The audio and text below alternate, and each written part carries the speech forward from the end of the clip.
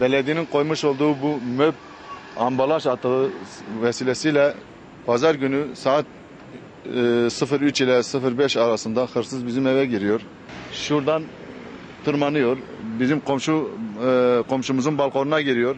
Komşumuzun evine giriyor. Orada bir cep telefonuyla 50 TL buluyor.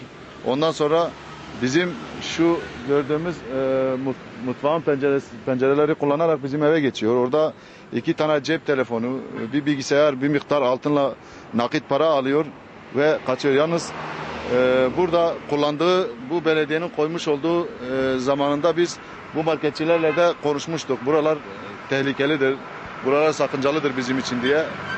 Biz bir şey yapamadık bunlara.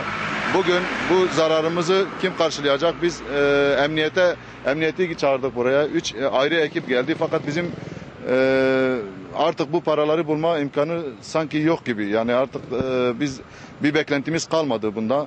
Ben bu belediyeyi bu konteyneri buraya koyduğu için ben niyetim bu belediyeyi mahkemeye vermektir. En azından benim tazminatımı ödemesini, zararımızın karşılanmasını istiyoruz. Çünkü gerçekten biz burada 2 binada mağdur olduk. 2 evde mağdur olduk. Bizim komşu eve giriyor. Komşu evinden sonra bize giriyor. Biz terasta yatıyorduk. Haberimiz olmadı. Sabah kalktık baktık ev alt üst edilmiş.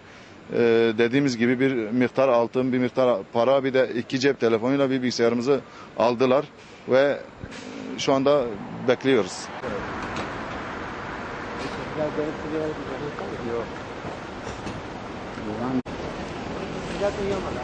Yok.